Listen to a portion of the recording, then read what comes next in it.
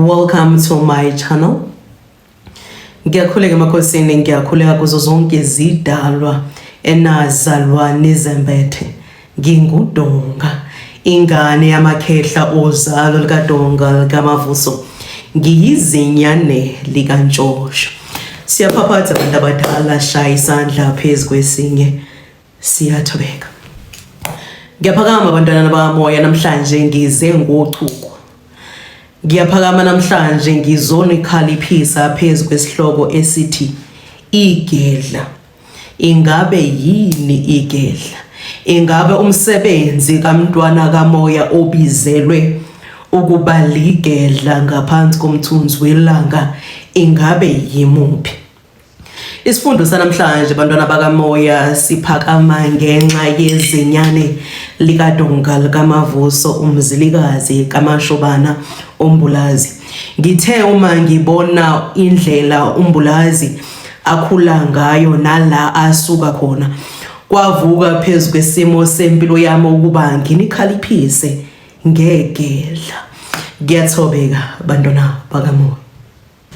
Ingabe yini igedla noma ubugedla? Uma wena ubizelwe kulensebenzo kaMoya, wembathiwe ngabantu abadala bakumbathisa umoya wobugedla, wena ubiziwe ukuba ube ngumelaphi wendabuko kodwa owelapha esebenzisa izinkambi, #imithi.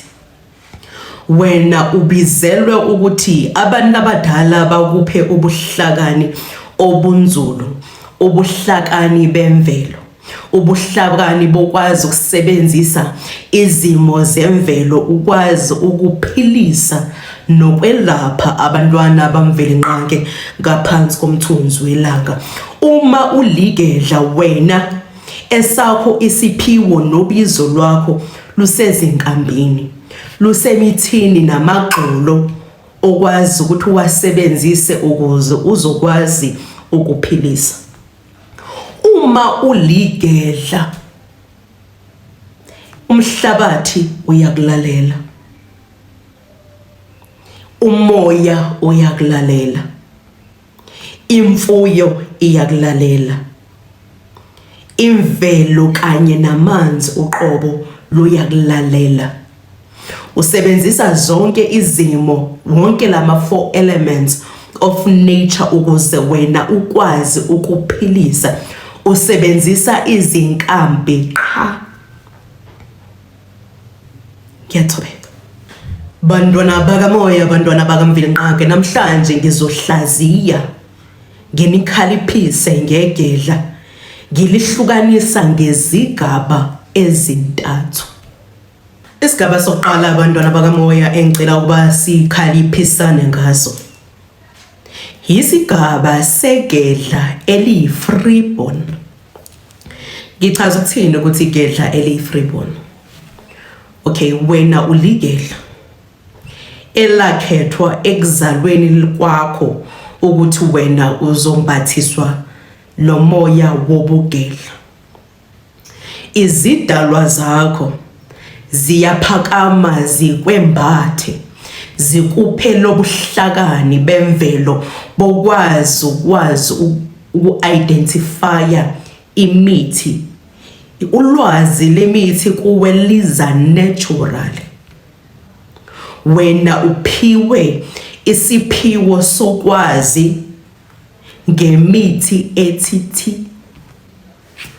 Uma uyi-freeborn, uthi uma ubuza ozalweni lakho uthi ingabe ukhona yini umuntu ngaphakathi kwaleli khaya noma kwalomndeni oke waba ligedla na, ebese bayakuphendula ukuthi cha, akekho. As a freeborn, igedla eliyi-freeborn, ozalweni lakho izidalwa ezaba amagedla yizidalwa zasendulo.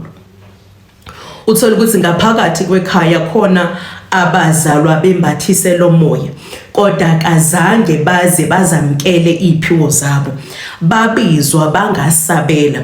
Uzothi umubuza wena ukuthi ukhona wakho wabayigedla umndeni wakho ukutshela ukuthi hayi cha igedla la ngaphakathi kalikho, kanti amagedla agcina ukuphakama endulo from 3 generation or 4 generation. Ubugedla kakekho ngaphakathi kwekhaya owabizwa ukuthi akabe ligedla wasabela wasamkela isiphiwo sakhe. Umuntu ozophakama manje kwi-lineage from 3 or 4 generation akwazi ukwamkela isiphiwo sakhe njengegedla uzoba nguwe. Ebese kuba khona lesimo lesesobonakala ukuthi ngathi lobugedla boqala ngawe, kanti cha kabuqale ngawe, kwagcina ngezidalwa zasendulo ukwamkela lesiphiwo ngaphakathi kwekhaya. If ungumntwana kamoya oligedla who's a freeborn, uzozwa umndeni wakho uthi yazi la ezalweni lethu akaze sibe nalo igedla. Yabo lento yobugedla siyiqala ngawe, kakaze nje kube khona igedla. Ngempela lento yiyo uyithathaphi, ngoba thina ngaphakathi kwaleli khaya nje kasiyazi lento yakho. Lo mkhokha lo uthathaphi, lo mkhokha lo uza ngawe kahle kahle. La ekhaya akekho nje umuntu okwaphakamisa imithi sekuzoqala ngawe. Wena you are a freeborn. Uma ungumntwana kamoya oligedla but wena you are a freeborn, oyikho baqala ngawe. Olwakho ubizo lu unique ngoba indlela wena ozosebenza ngayo yindlela yasendulo. Uma ukuthi ungumntwana kamoya ohamba namakhosi, wena indlela osebenza ngayo obizweni lakho usebenzisa indlela yasendulo. Ulapha ngosiko mpilo lezidalwa ezazilapha endulo. Wena uma welapha usebenzisa isimo sakantu sokwelapha abantwana bakamoya ngaphansi komthunzi welanga. Iningi lamagedla angama freeborn, kuthi uma kuphakama amandla kuphakama izidalwa zozalo labo.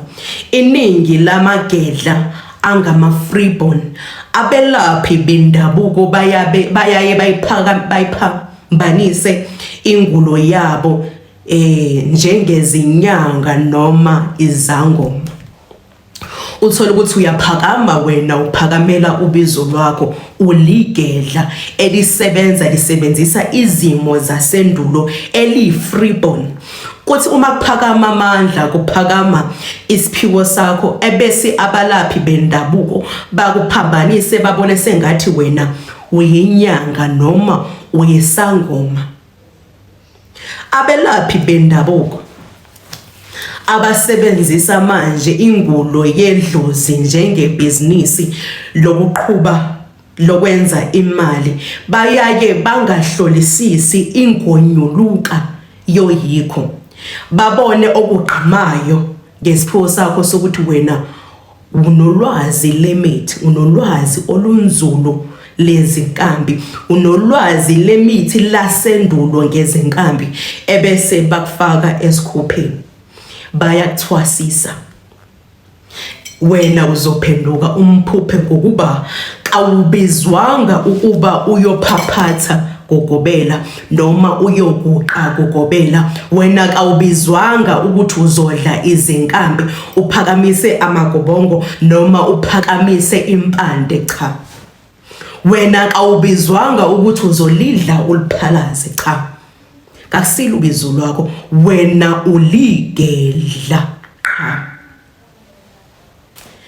Njengegedla wena uyi-herbalist. Ngalolu limi leli lamangisi londlebe esikhanya ilanga, wena njengegedla uyakwazi ukuthi ube yi-pharmacist, uvule ikhemesi yesintu, udayisa izinkambi zesintu. Uma uligedla eli-freeborn, khumbula from 3 to 4 generation kakekho ophakamisele siphiwo. Uma awakho amandla ephakama, izidalwa zakho zikukhulisa zikukhaliphisa ngale ngulo yakho yobugedla. Izinkulumo eziningi zamathongo wena uzamkela ngamaphupho. Ithongo liyakuthongisa, uma likuthongisa liyakukhaliphisa, likufundise ngezinkambi, likufundise ngemithi ukuthi umuthi othile nomuthi othile usebenza kanjani. Uma ithongo liphakama likufundisa ubuhle balozo zinkambi noma balowo mithi kanye nobubi balo. Yes. Liyakufundisa ukuba lo muthi lo usebenza kanjani, usetshenziswa kuhlobo olunjani lezifo noma lesimo sengulo. Wena as a freeborn, ithongo liyakuthatha ngamaphupho likhuphuke nawe izinkambi liyokutshengisa imithi ukwazi ukuyibona ngamehlo, ngoba uma uligedla kawuxoxelwa ngemithi kodwa kwamele uyibone ngamehlo, uyithinte ngesandla sakho, likufundise ithongo ngale mithi, ngoba wena kwamele ukwazi ukukhuphuka intaba uhamba wedwa, ukwazi ukurecognize izinkambi nomsebenzi wawo, ukwazi ukufika kuwe naturally ngokuba elakho ithongo selihambile nawe lakhuphuka izintaba lahamba ihlane lakwazi ukufundisa ngale mithi ngokuhlukahlukana kwayo. Bantwana bakamoya, igedla eliyi-freeborn kalinazo ezinye iziphiwo. Uma uligedla eliyi-freeborn kawubi nazo ezinye iziphiwo ukuthi neminye uhambe neminye imoya, uba nobugedla nje phaqa hamba nje bodwa, wena nje uligedla. Uyezwa? Ngisesigabeni sokuqala ungangijaha. Okay, igedla eliyi-freeborn lembathiswa umoya wobugedla phaqa. Angeke aze abe ligedla abe nalemi moya, mhlawumbe abe igedla abe isangoma, abe igedla abe inyanga, abe igedla abe nesithunywa, abe igedla abe umprofeti, abe igedla abe umthandazeli.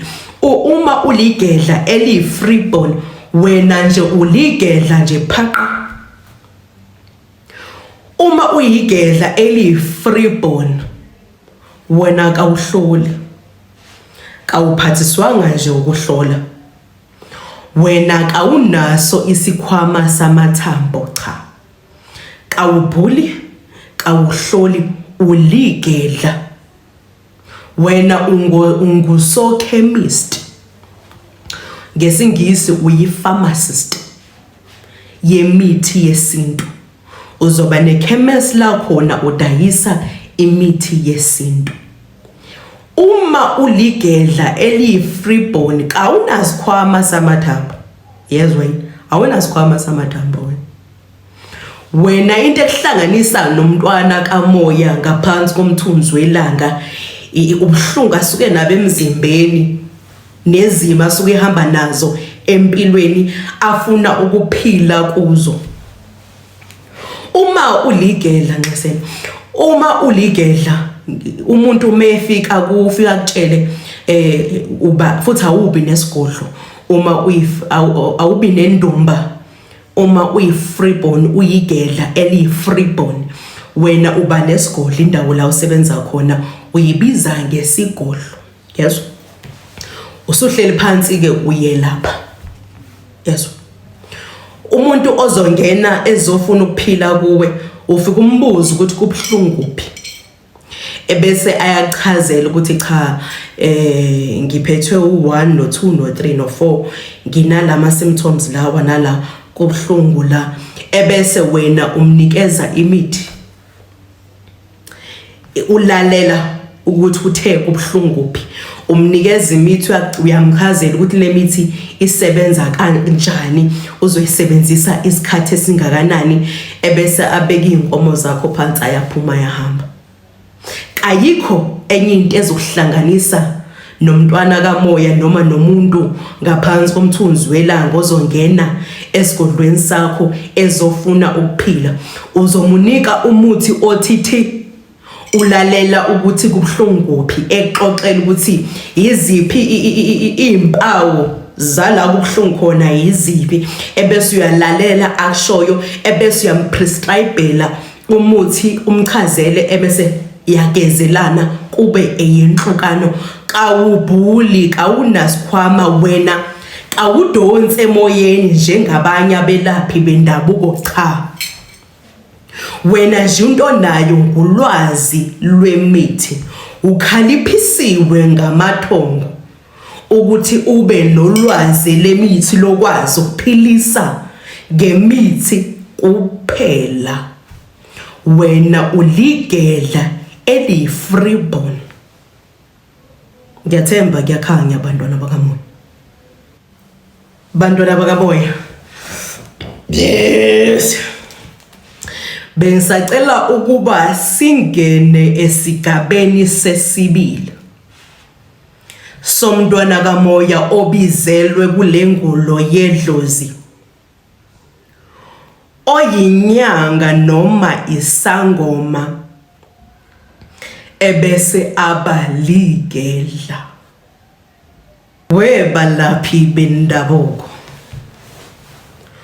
uma uyinyanga noma uyisangoma, bengisacela ukuthi niyekele ukukhohlisa abantwana bakamoya. Uma uyinyanga, uyisangoma, uphinde ube ligedla, yekani lento enenzayo yokhohlisa abantwana bakamoya ngaphansi komthunzi welanga. Utshele abantwana bakamoya ukuthi wena uyinyanga noma uyisangoma, kodwa uligedla. Igedla liyathwasa, igedla kumele lihambe liyoguqa kugobela, lidle intwaso, lidle amagobongo, lidle impande. Yekani ukuphosisa, kakusilona iqiniso lelo. Igedla kalithwasi, igedla kaliguqi kugobela, igedla kaliyi entwasweni liyothwasela ubugedla, cha. Igedla kalidli nkambi. Yekela lento enenzayo yokuphosisa, futhi aniphosisi namanga. Yiba neqiniso nje njengomelaphi wendabuko, usho ukuthi mina ngiyinyanga noma ngiyisangoma, ebese ngiba ligedla. Ingulo yami yaphakama, kwaphakama umnguni nomndiki nomndawu, ufuna ukuthi ngelaphe lengulo yedlozi. Ngahamba ngayo esikhupheni, ngahamba ngaya kugobela, ngayoguqa ukuze ugobela angelekelele ngelaphe lengulo yedlozi. Khuluma nje iqiniso ukuthi ngaye ephehlweni, ngangiyithwasana, ngahamba ngaye entwasweni, ngayolashwa ingulo yedlozi. Ngithe sengiphothulile, sengihleli phansi, kwase kwaphakama ubumoya wobugedla. Igedla lizophakama, imimoya yobugedla yokuthi wena ubizelwe, wembathisiwe ukuthi ube ligedla, uzophakama usuhleli phansi. Ngiyazi khona lama chances ke azodelela ngoba vele ngiyadlala. Umoya bobugedla uzophakama wena usuhleli phansi, usuphothulile, wawuthwala umyezane, wawuthwala umqhele wedlozi, wena waba certified, wabizwa njengomelaphi wendabuko, waba yinyanga, waba yisangoma esehleli phansi, ebese izidalwa zakho ziyaphakama, ziphakama ngalobugedla. Vele ubuligedla, kodwa ngeke ize liphakame lo moya wobugedla wena ungaphothulanga esimeni sakho sokuba yinyanga noma yisangoma, wahlala phansi. Ithonga manje idlozi lakho uqoba seliyakusebenzisa, sekuphakama ubugedla bokufundisa ngamakhambi nangezinkambi. Angeke uyekele lento yenzayo ukuthi wena uzothi mina ngiligedla, ngaliphuza ngaliphalaza ubugedla buyathwasela unamanga awusaphosisa unamanga ake nibe ngabelaphi bendabuko abaneqiniso abakwazi ukukhaliphesela abantwana bakamoya ngeqiniso abakwazi ukuhola abantwana bakamoya ngeqiniso mchazele nje uhlale phansi uyenabe ingulo yedlozi ukuthi sebenza ngaziphi izigaba njengoba ngiwudonga likamavoso kangiphiki ukuthi kukhona abantwana bakamoya abazinyanga abayizangoma abangamagedla abambathiswe lo moya wobugedla cha kasimphikisi kodwa lengulo le nosiko mpilo ledlozi ake siliqhube ngeqiniso kubantwana bakamoya abazofika kini bezofuna ukuphila igedla kwesinye isikhathi izidalwa zakho ziyakuthuma winyanga noma isangoma ukuthi kalikhaliphise likhaliphisa ngani likukhaliphisa ngemithi likukhaliphisa ngezinkambi abelaphi bendabuko abangamagedla esingathi bafortunate ngabalaphi bendabuko abayizinyanga abayizangoma ngobani vele banayo ubaba obakhulisile kule ngulo yedlozi abangakwazi ukuthi uma bedideka sekuphakama ubugedla befuna ukukhanyiseleka nokubumba kulesimo sobugedla bayakwazi ukuyophaphatha kubaba obakhulisile kule ngulo yedlozi akwazi ukubakhaliphisa ukubakhanyisela ngezinkambi akwazi ukuthi akwazi ukucacisela la khona ulahleka khona endleleni awuyanga abelaphi ke esothi ba fortunate asithi ke wena you are a freeborn njengomela njengegedla engikhulume ngalo kwisigaba sokuqala idalwa zakho ziyakwazi ukuthi uma ufana nodonga likamavoso undoruza enguleni yamoya ubuphakama ubugedla kodwa udidekile kawuzazi ncamncam ukuthi ungubani ebese liyakwazi ukukuthuma esangomeni noma kwinyanga ezokwazi ukuthi imibuzo onayo ikwazi ukuphendula iba ingena esimeni sengulo yakho njenge mentor like ubizela ukuthi akakhanyisele lapha nalapha kodwa uyangukuyogoqa kuye ukuthi uyakuye uyodla intwaso cha ithongo lakho lizokutshengisa lizokwenza ukuthi unavigate towards loyo nyanga noma leyo sangoma esinolwazi olunzulu esithi masiphathiswe emakuza kwimithi esithi masiphathiswe njengawe kodwa uyanga ukuyoguqa kuye cha bantwana bakamoya ngisekusoke isigaba sesibili bengisacela ukuba sihlaziye igedla elinesithunywa izinyane lami ke lelo umbulazi kaMashobana uligedla elinesithunywa asikho lapho lalela uma ungumntwana kamoya unesithunywa kodwa uligedla isithunywa nobugedla isikhathi esiningi kuphakama kanye kanye isithunywa nobugedla nalemoya ombathiswe yona yokuthi wena uligedla isikhathi esiningi iyaye iphakame kanye kanye ebese iyadida ebese iyadida uma kuphakama ingelozi yokukhanya kuphakama isithunywa ebese kuphakama amakhosi entaba ebese kuphakama izidalwa amakhehla asendulo aseyayitshengisa manje ukuthi wena uligedla imithi nezinkambi wena ziyaphilela uma uligedla elenesithunywa imithi kuwe kawuyiphuphi njengegedla eli-freeborn because uma unesithunywa ebese uligedla wena ungena esigabeni sesithathu sobugedla lesi engiyakuso engisaya kuso wena imithi ulwazi lemithi kuwe lifika natural uthi uqala ukubona igatsha elithile noma isihlahla esithile noma inkambi ezithile uqala nje uyibona automatically, naturally. Wena usunolwazi, uyakwazi uxoxela umuntu ukuthi yazi igama lesasihlahla lesi ilesi nalesi, umsebenzi walesihlahla lesi yilo nalo. Ukwazi ukusebenzisa ukulapha u1 no2 no3 no4 no5. Kawuzange uthongiswe ngezinkambi noma ngemithi noma ngamagxolo, iyasifikela kuwe naturally. Yes. Ingelozi yokukhanya, isiphiwo sakho sesithungwa siyaphakama, izalukazi ziyakuvakashela namakhehla ziyaxoxela ngoyikho. Yes. Kodwa manje unalo lwazi olunzulu uma kuza ezinkambeni, emagxolweni, ezihlahleni, emthini efika kuwe naturally. Wenze njani ke? Uma uligedla elinesithungo, le mimoya isithungwa siyalekelelana nobugedla, buhamba hand in hand, buyasebenzisana. Esimeni le mimoya ekwembethe kayixokoziselani, cha, iyahlaliselana, isebenzisana. Uyezwa?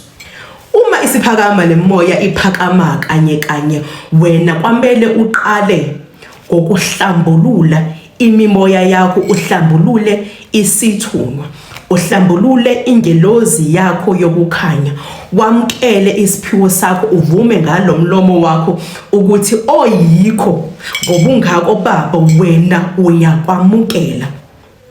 Uhlambulula isithunwa. Ngesikhathi uhlambulula isithunwa siyakwazi ukuhlaliseka, sihlaliseke nale mimoya ephakama yayo phezulu kwesimo sempilo yakho yobugedla, yokuthi wena uphathisiwe njengegedla. Isikhathi esiningi ke uma unesithunwa kanye nobugedla, isithunwa sakho siyahlaliseka, uyasihlambulula sihlaliseke phansi, ebese kuphakama amakhehla, kuphakama ubugedla. Usebenza kanjani njengomntwana kamoya ke onesithunwa nobugedla? Wena kukabili ngizoyichaza igaba ezimbili. Isigaba sokuqala, wena unesithunwa esithunywele ekhaya. Yes, unesithunwa nengelozi yokukhanya, kodwa kawubizelwanga ukuthi uzosebenza abantwana bakamoya usebenzisa isithunwa. Yes. 1, uzosebenza njengegedla, uhlambulula ingelozi yakho yokukhanya, iyahlaliseka, ukuthi wena ungumntwana kamoya one-guardian angel, who's there to guide and shield you esimeni sakho sesiqu sakho nje kuphela. Kawubizelwanga ukuthi uzosebenza abantwana bakamoya udonsa emoyeni, cha. Wena uzodonsa usebenzisa imithi nje, uligedla. Yezwa? Ebese ohlukaniseka u3. Isigaba sesibili, uligedla wena elinesithungo, njengombulazi kaMashobane. Umbulazi kaMashobane, izinyane lami, liyigedla elihamba nesithungo, eliphathiswe inhlambuluko. Yes, unamba isibonelo sesibili, uphathiswe inhlambuluko, kodwa uligedla. Eligedla nje unesithungo esithungweni ekhaya, kodwa usensebenzweni. Cabanga, ngiyazi it's confusing. Umbulazi kaMashobana, izinyane likaDonga, ngifuna ukwenzela u-EG, unginikezile osami imvumo, ungabe usuyangibhesha ke kuma comment. Awuphawule mbulazi, ukunikezile umvulo mntamkhulu, ngiyadlala ungaphawula nambulazi, bazokubona. Okay, ngifuna ukwenza i-example ngezinyane likaDonga. Umbulazi uligedla, yes, kodwa unesithunwa esithungwele ekhaya. Esithungwa esithungwele ekhaya, isalukazi sakhe kodwa semphathisa inhlambuluko. Yes, umbulazi uzoba umntwana kamoya ozophothula isithunwa sakhe, ahlale phansi. Yes, ahlale phansi esigodlweni sakhe, asebenze, kodwa insebenzo yakhe uzoyisebenza njengegedla. Kodwa esigodlweni sambulazi, uma kufika umntwana kamoya azomelapha ngobugedla, akahlola umbulazi, akadonse emoyeni ukuthi uzokuhlolela isimo sakho ukuthi kwenzakalani nenkingo obhekene nazo, cha.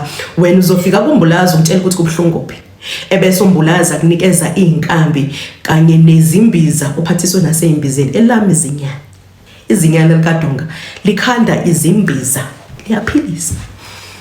Okay, asikho, ngiyakulotha ngisele.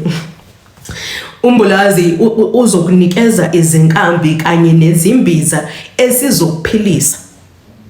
Yeso, angeke azakuhlolela umbulazi, akanasikhwama umbulazi sokuhlola, kodwa unesikhwama semithi. Ngizoxoxela ngesikhwama semithi uma ngiya esigabeni sesithathu. Wena uzofika kumbulazi kaMashobana, ufike usho ukuthi kubuhlungu kuphi esimeni somzimba wakho nasesimeni sempilo. Umbulazi uzoprescribe la imithi kanye nezimbiza ezokusiza la kubuhlungu khona. Ngithi ebese ushiya inkomo zikambulazi uyahamba, amabombo wabhekisa ekhaya, sekuyendlukano. Kodwa isiphiwo sikambulazi, ingelozi yakho yokukhanya imembathisile ukuthi uyakwazi ukwenza inhlambuluko. Umbulazi uphathisiwe, uligedla elikahloli, elingadonsi emoyeni, kodwa liphathisiwe inhlambuluko. Kanjani?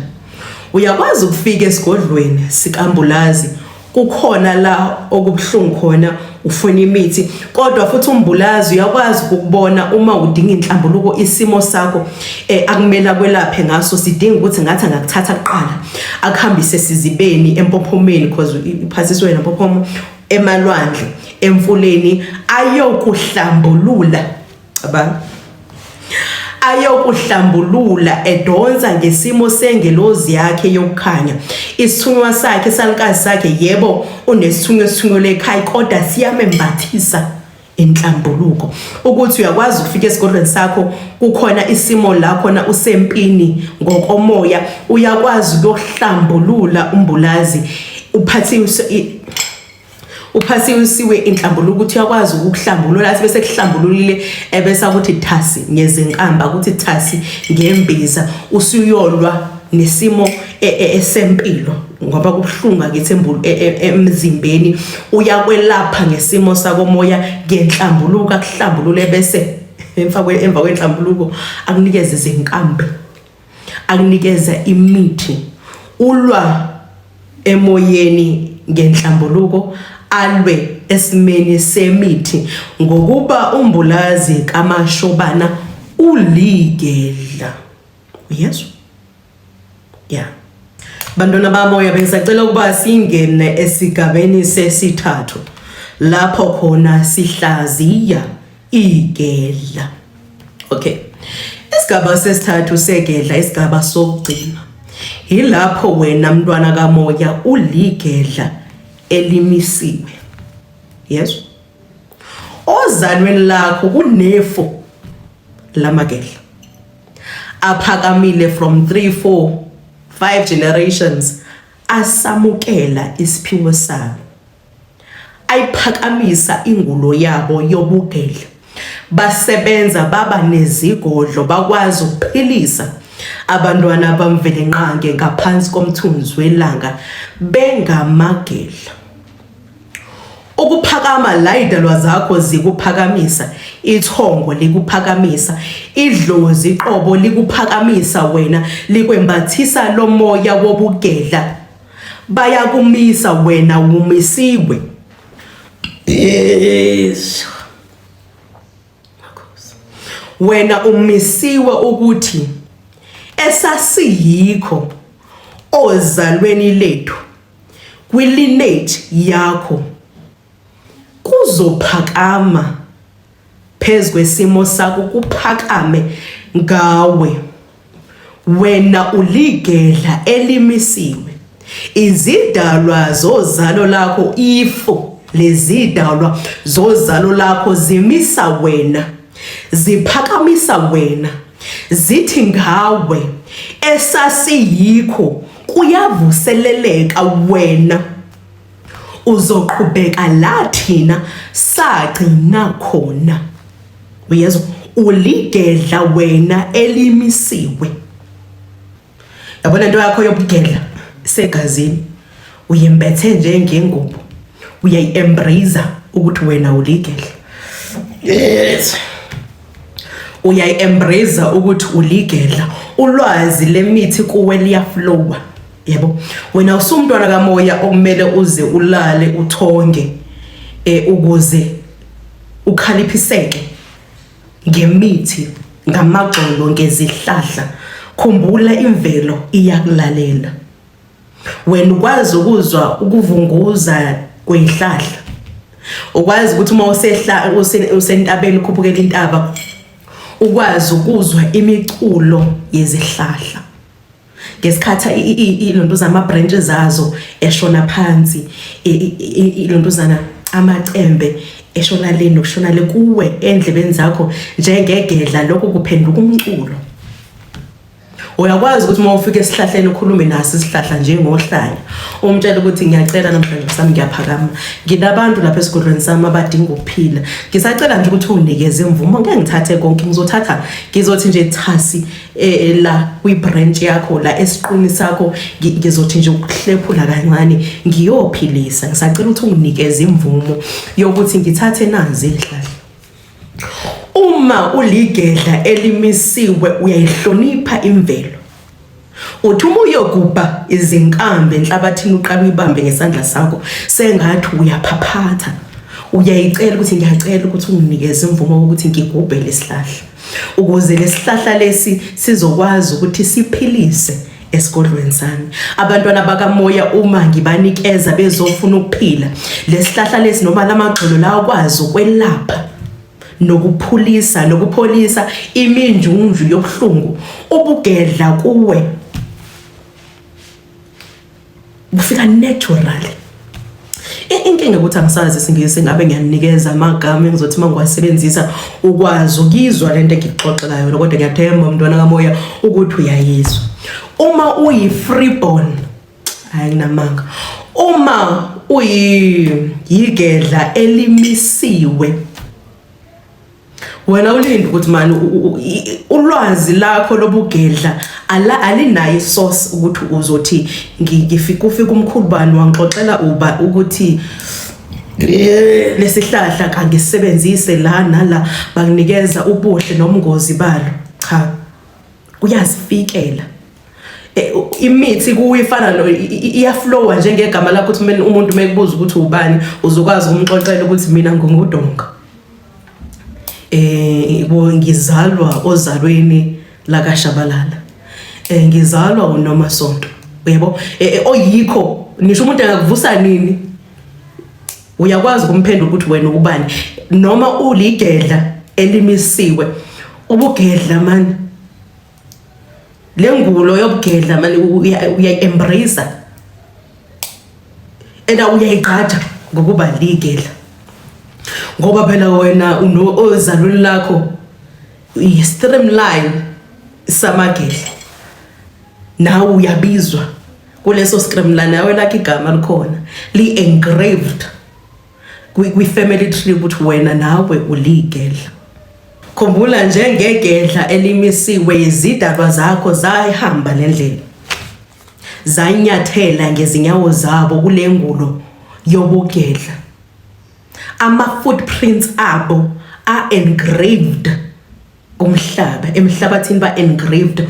Wena usunyathela la banyathela khona, kodwa wena uyakwazi ukuthi uma uhamba ukwazi ukugijima ngesivinini ngoba olwakho ubizo lihamba namabutho amakhehla ozalo lwakho aseyihambile le ndlela, ngawe bavuselela ababeyikho. Shuthi wena kweyakhe ingulo ababeyikho kuwe kuzothamzeka kalishumi. Ulwazi lakho ngemithi nokuphilisa ngemithi kuzophindeka kalishumi. Yezwa ngiyathopheka. Emakhosini bantwana bakamoya ngingodonga, sengifike ekugcineni kwesiqeshana la khona besikhulisana sikhaliphisana ngegedla. Ngiyacela ukuhlehlela emalwandle ngishaya isandla phezu kwesinye bantwana bakamoya ngithi kabudede bomnyama kuvele ukukhanya. Amako bantwana bakamoya sesifike ekugcineni kwesiqeshana sethu la khona udonga benikhaliphisa ngegedla ngokuthi yini igedla. Ngiyathemba bantwana bakamoya kukhanyile. Ngiyacela ngosama uma ukuthi awuyithandi indaba, ngiyazi ukuthi niyalonga idatha lenu khona mangithethisayo kuthiwa angihlala odabeni, angifundise ngihlala odabeni. Ngiyathemba uDonga uyivalile ke leyo mncele le yabo. Ngisacela ukuthi uma ukuthi ufuna ukonga idatha lakho bantwana bakamoya, ngiyaphaphatha ngishaya isandla phezulu kwesinye. Ngiyabonga ukuthi uhlanganyele nami nokungilalela esiqepheni sanamhlanje. Ngiyaphaphatha ngishaya isandla phezulu kwesinye. Ngiyacela uqhubeke ulike, usubscribe, ucommente kuleli khasi likaDonga. Ngiyabonga ngithi update obumnyama kuvela ukukhanya. Okay ke, uma ukuthi uthanda indaba, thanda umgosi njengami, before ngibala, kuyavuka enhlizweni yami njengogugu lethu. Kuyavuka enhlizweni yami ukuthi ngisho lokho. Yazi empilweni njengabantwana bakamoya uyamdinga umuntu, umelaphi wendabuko ozokwazi ukunavigate towards yena. Umelaphi wendabuko ozothi uma umbheka abe ukuphila empilweni yakho. Uyabo, umelaphi wendabuko othi ofikayo like appearayo kungaba ku social media empilweni yakho ngalesikhathi lesi umdinga khona. Udinga ukuphola noma ukwelapha noma kukhona isimo ostrugglisha ngaso.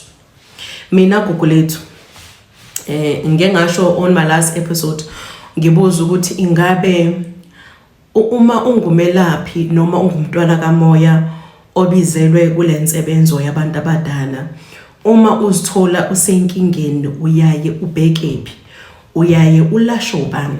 Okay, ngifuna ukunisharela ukuthi mina gugu lethu ngiyaye ngenze njani esimeni sakamoya la khona I'm feeling trapped. Ngizizwa sengathi angindawo, ngiconfuse, nginemibuzo enginayo engifisa ukuthi ngathi ithongo idlozi lami ngelozi yami yokukhanya ingakwazi ukungikhaliphesela ngayo. Ithonga kimi libe nomusa, izalukazi zami zibe nomusa. Sangitholela umelaphi wendabuko engithi uma ngimbuka mina gugu lethu, mina Mzilikazi kaMashobana, mina Donga, konke engiyikho, lo melaphi wendabuko ukuphila kimi esimeni sami njengogugu lethu, esimeni sami ngengulo, esimeni sami ngobizo lwami. Ngifuna ukwenza i-example, angazi ukuthi I'm making sense. If I'm not making sense, nxayise nkosami kodwa salusungilalela.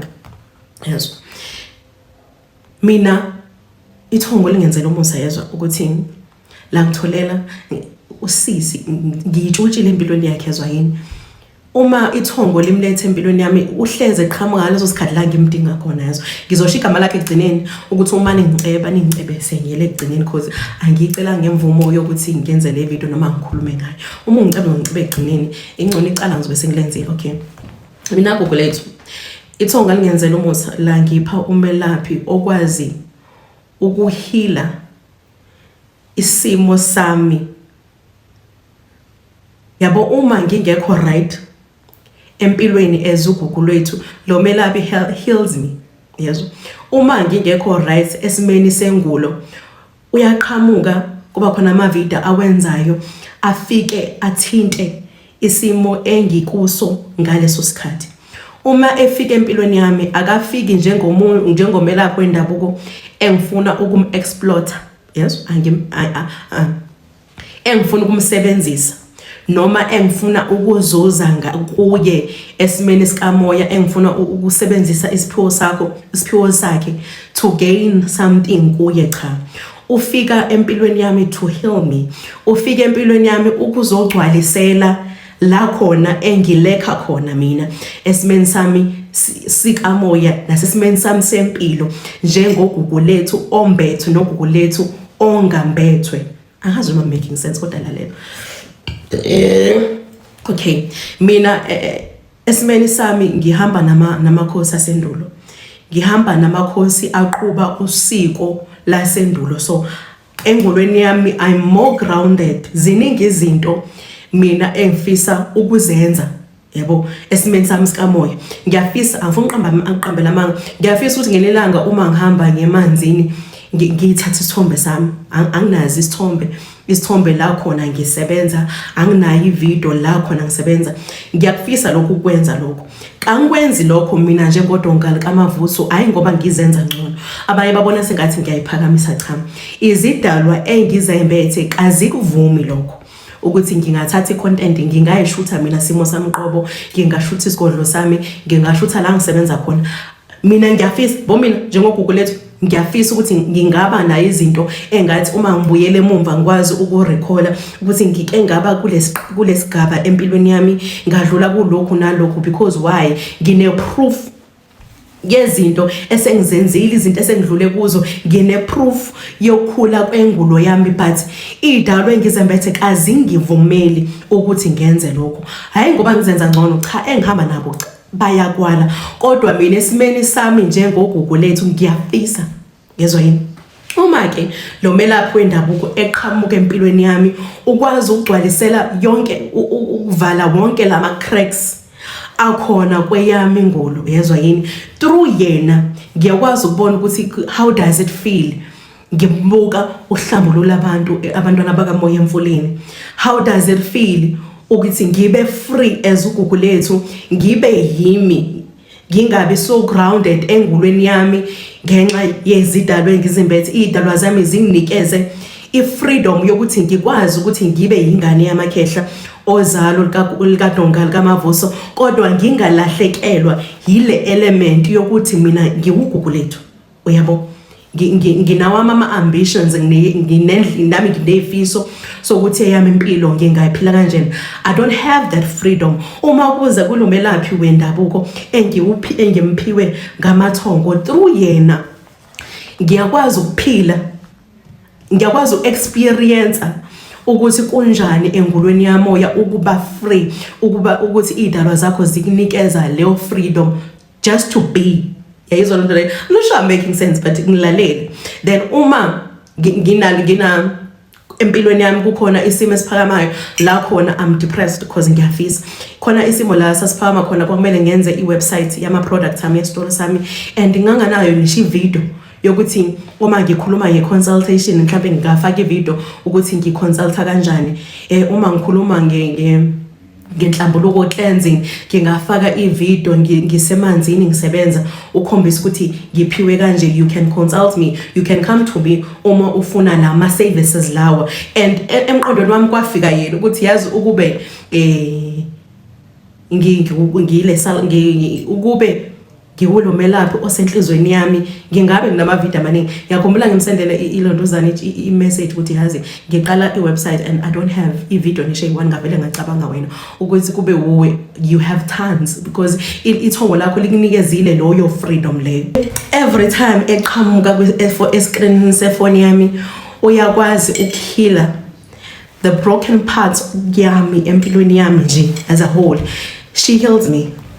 Okay, mina angisumelaphi olalela abanye abelaphi imfundiso zabanye belaphi ngobani, because ngiyandoroza, ngine personality strange, ngiyandoroza. Uma ngizolalela abanye abelaphi I'm easily influenced. Yabona abantu laba aba easily influenced yimi loyo, I'm easily influenced. So angilaleli inkulumo zabantwana zabelaphi bendabuko on social media ngoba lokho fundiswa yiko izidalwa zami, ingqondo nami iyabambiyeke, ngizokudoubt uma sengizwe omunye umuntu echaza lokho engikufundiswe amakhehla ozalo likaDonkali kaMavuso echaza ngenye indlela, ngizoba easily influence. Sengizobuyela emakhehleni nami ngiyobuza ukuthi mkhulu uchaza ukuthini wena mawuthi ukuthi nokuthi kwenziwa nje, ngoba mina ngibonile lana bathe umuna lokhu kwenzeka kanje. Then uDonk uzokutshela ukuthi buyela kuphoke labo bantu, angithi wena bazi kakhulu ke shutha amazwi ami wena wathathele entweni ukulalela amazwi owezwa ngendlela. So that's why ngingayilaleli inkulumo zabanye abelaphi bendabuko. Kodwa umelaphi lo ngimshoyo empilweni yami owukhanya okuphila empilweni yami zolisha igama lakhe egcineni noma zonceba. She heals all the broken parts yempilo yami. La khona ngimfishane khona yena ngiyakwazi ukuphila through yena. It doesn't make sense nyazi. Ngiyakwazi ukuphila through yena. So she heals me. Ngiyakhumbula ngelanga ngiqala ukuthola ama products ngangistressed ukuthi ingolo yami yashintsha, angazi ukuthi kwenzakalani engolweni yami, and I'm stressed because engitshela ukuthi ngiyikho kushintsha ilanga nelanga. I'm just realizing ukuthi no, that this is not me. Kahle ngiyandlula kule process la, ngiyakhula esimeni sikamoya. uDonge senginikeza ama products and ngamsendela iDM ku Instagram like ngivenda. And ngiyakhumbula ngisho ku DM ukuthi ngiyazi ukuthi ama chances ukuthi uzoyibona le DM yami mancane kodalalela. I'm in the situation whereby I'm struggling. Ngengulo yami idaba zami zinginikeza izinkambi, zinginikeza ama products kodwa zithi kangiwasebenzise esikolweni sami, ngisebenzise emazinyaneni ami kuphela. Abasho ukuthi ngidayisela bonke umntwana kamoya ngaphansi komthunzi welanga. uDonga is giving me this product. Angazi ukuthi kwenzakalani, why ingulo yami ishintsha kanjena. Waphendula, wangiphendula. I was so happy, ngangiyitsipha, and I was showing everybody ekhaya lami emzini wami ukuthi lalela, uyamazi usibani banyana cabanga ungiphendulile. Ngimsendela imessage kanje wangiphendula. Kwakungathi ngiphendulwe i-celebrate. Yabo lo feeling leyo yokubona i-celebrate yama 2K mayibona ama celebrates uma ngiphendula. I was like that and I was so grateful. And uma ngikhuluma naye ku DM ngihlala la ngimtshela ukuthi ungangibalekeli. Ngiyazi ukuthi uma ngiqala ngikhuluma ngifana ne-radio kangithuli. So ngiyacela ungangibalekeli because she holds me. And into enhle ngiyikhulekela ukuthi sengathi izidalwa zakhe, because ngivumelaphi wendabuko, umelaphi wendabuko, sengathi idalwa zakhe zingangamkela. So angifuni ukulahlekelwa ile mfudumalo nothando engilithola kuye, akazi ngivele ngayithutsha nje empilweni yakhe. And she has the purest heart. Ulungile and I love her. Ngine secret admire. Uma kuza engolweni yami yedlozi, I have somebody who heals me. Ama video akhe ku TikTok aqhamuka ngaleso sikhathi avele athinte lento le enziwe ngistrugglisha ngayo ngaleso sikhathi, and she heals me. Kodwa manje ngisenkingeni because khona izimo ezenzekala empilweni yakhe la ekhula khona spiritually. Ubusy akanasikhathi sami sokugobhoza, and mase ngiqala ukukhuluma kangithuli akanaso leso sikhathi. So manje angisamsendela ama message because ngiyazi ukuthi ubusy. So uma ngistrugglisha empilweni yami, I will send a DM on Instagram, ngisend iDM ngingayidelete like ngiyavent. I'm crazy, I know. Ngizosend iDM kulo nto zangu Instagram ngivent ngesimo engibhekene ngazo because ngiyazi ukuthi ubhiza akanasikhathi sala machine girls zami, izinto engizenza empilweni yami nokustrugglisha kwami. Ubhizi kakhulu because nami ngumntwana kamoya, ngiyazi ukuthi ile ngulo isikhathi sokuphefumula sisithuli. So angifuna ukumqina ngeenkinga zami. So I'll send a message ku DM ngalesikhathi lesi engistrugglisha ngayo, ngimsendele i-message ku DM ngivente then ngingayisendi ngishiye lapho. Kuba as if ngikhuluma naye. Am I crazy? Kuba as if ngikhulume naye ngishiye lapho. Ngelinye la ngizothi mangigowisha ngifokofa ngiphinde ngibuyele ku DM yakhe ngidelete le engangiyibhale ngelalalanga ngiphinde ngivente ngiyaventa. Ngine psychologist engazi ukuthi psychologist. Then I will write another message ngale simo ngibhekene ngaso ngale nto engistrugglisha ngayo ngaleso sikhathi ngingayisendi ngishiye ku DMI kanjalo. Ngifuna ukuthi you need, njengabantwana bakamoya, you need somebody ozokwazi ukunavigate towards. Ngiyakhuleka ukuthi sengathi idalo zenu zinganikeza umuntu kanjalo ozokwazi ukunihila internally, spiritually, physically, psychologically, ozokwazi ukunavigate towards them. Ungayi empilweni yabo ngenhloso yokuthi ufuna ukubasebenzisa, usufuna ukusebenzisa isiphiwo sakho for your own gain, yabo. Ngiyakhuleka sengathi idalwa zenu singangenzela nomusa ezingenzele wona ukuthi ngibe nalo melaphi who's so gifted. Ngiyake mbize ngejack of all trade, yabo, because la ngileka khona njengoba ngishilo, la ngileka khona uvele nje agcwalise. Ngi-experience ingulo kamoya la idalwa zami zingavumi khona, but through yena ngiyakwazi ukuphila futhi ngendlela. She is so free spirited, isingisi, like ithongo lakhe limnikeza ithuba lokuthi akwazi uexplore, abe free nje, abe nguye. She's sassy, i-personality yakhe, she's kind, but she has a sassy personality. Hlezi ngimtshela ukuthi I love your personality. Yazi kuwe la ngihluleka khona mali ngawe ngiyakwazi ukufinyelela. So ngiyacela ukuthi sengathi idalwa zenu zinganipha lo melaphi loyo ozokwazi ukuvala ama shortcomings empilweni zenu ozokwazi ukugcwalisela la enishoda khona. Ngikhuluma ngesalukazi iqanda lamakhehla. Ngiyayimbiza ngomhlophekazi akalifunda lo gama. Ngikhuluma ngogogo ukhona ku YouTube, you can go and check it out. Ugogo Malwandle, elinye igama lakho uAviwe. She has a pharmacy, udayisa iwasho. Ngasikhathi ngikowisha ngewasho ngihamba kakhulu so kwenze njani because yena unesikhathi sidayisa ama products amoya for cleansing and for spiritual growth and nje yabo. So you can check it out. Ukhona ku Instagram ugogo Malwandle, ukhona ku TikTok ugogo Malwandle, kwenye isikhathi ubiza ngoAviwe, ukhona ku YouTube, ukhona nala ku YouTube akafundise ku YouTube wenza ama vlogs ngempilo yakhe. Go check it out. Lapho ngiyithutshile empilweni yakhe, ngiyithutshile by fire by force, and ngiyabonga ukuthi she is willing, and ngihleze ngiphaphatha ukuthi idalwa zakhe cause izwe libi. Angifuna ungasho lokho izwe libi. Ngiyakuzwa makuza kule ngulo nabelaphi bendabuko, ngiyakuzwa umazi umuntu o genuine uma kuza kithi.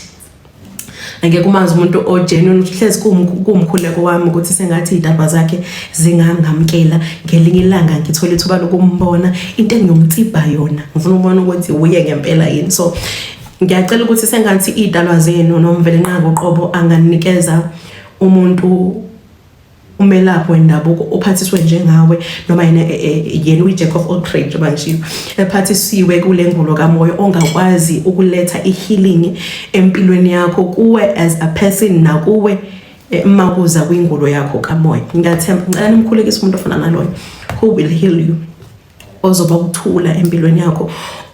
Ithongo hlezi limthumela ngalesikhathi engimdinga ngazo. I don't know lento engisho kuwe make sense, but I hope ungizwile. Ngiyanthanda kakhulu. Before ngivale lalelani phela, ngine pharmacy online athengisa khona iwasho la everything cleansing, ukuyi protector, ukuvika kanye nokula. Can you please go check it out? Ama handles ayo ngiwafaka la ngezansi. You can go and check. Nginasi store nala ku YouTube. You can go to store, uye kwi page lami and go to store and mase uyabona ama products. Istore sami istore esila ku YouTube sizokufaka estore sami esiku website yami online. Uyakwazi ukucheck. Ngisacela uningi-support ayilaphi. Ngisacela futhi nabantwana bakamoya abenze ubuntu Nkosi yami bangifukula. Please rate i-service yami Nkosi yami. Ngathi wayithenga iwash mfethu zafika 3 to 5 days. Angithi uyazi ukuthi nje ngihlezi on point. Uma usabela umbiza ngiyasabela. Please rate isitolo sami and naku Google ngikhona isitolo sami sikhona. You can just say nyandezulu.com uzongena esitolo sami direct. Sacela ukuthi nithenge Nkosi yami. Ayikho into engekho. Amakhombo akhona ngomngako bancane ngisupport.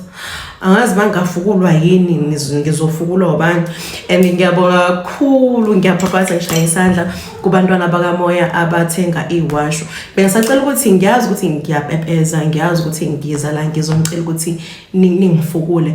Ngisacela ukuthi ungayithenga iwasho yezo uma unganazi isidingo sazo. Ngisacela ukuthi abantwana bakamoya abasempini abafuna ukuvikeleka, abafuna ukukhanyiseleka, abafuna ukuvula inhlanhla yabo ebalahlelekile, eyabalahlekela, abafuna ukukhanyisa, abafuna ukuyicleansa, bacleanse aura yakho nezitho unanani ufuna ukulwa. Bengisacela ukuthi uyizame lengane yamakhehla. Ngosami ngiyaphilisa bukwamncupho. Ngiyaphilisa. Bengisacela ukuthi uye ku YouTube, uye ku online pharmacy yami uthenge iwasho. Okuyi ungayithenga iwasho ngoba sengicelile support, uyazi ukuthi xa uzidingi ebese uyathenga iwasho ziyahlala. Bengisacela ukuthi makhona isimo esiphakamayo phezulu kwesimo sempilo yakho, udinga ukuyi-cleansing, udinga ukulwa, udinga ukuyivikela, yebo, sacela ukuthi uyizame lengane yamakhehla. Sacela umzamo uDonga likaMavuso, uyizame inyandezulu. Ngiyaphilisa Nkosi yami yazi. Ngiyaphilisa. Sacela ukuthi niye ku website yami, sacela ukuthi nithenge. Ngingaba namalantuzana nama subscribers awu 10,000 kodwa ngenyanga ngithola ama orders engeke ngiwabalule. Ngizacala ngisupport phela ngiyazi ukuthi kukhona isimo esiphakamayo esidinga ukuthi ubhokule kwesinye isikhathi anifuna ukuyabelaphi niyohlola kodwa khona into isimo ufuna ukusilwisa. Awungizama phela please. Ngiyabonga kakhulu. Ngiyabonga abantwana bakamoya. Ngiyazi niyawuthanda umgosi. Uma ukuthi uze wafika la walalela umgosi wami besacela ukuthi ungishiyele inhliziyo green for prosperity. Ngiyacela ukubona ukubona sibanga kababuka ama video ami azafika ekugcineni. Ngiyabonga kakhulu bantwana bakamoya. Uthando leni elinginikeza lona humbles me, lenza ukuthi nje ngithobeke. Ngiyacela ukuthi niqhubeke ni like and subscribe, ni comment. Uma uqala ukungibona sacela ukuthi subscribe. Ngiyanithanda yazo. Ngiyithanda ukudlula imali. Aboma sekuthiwa angikhethe phakathi kwenu nemali bukamncumbi. Ngizokhetha nini. Ngiyabonga kakhulu.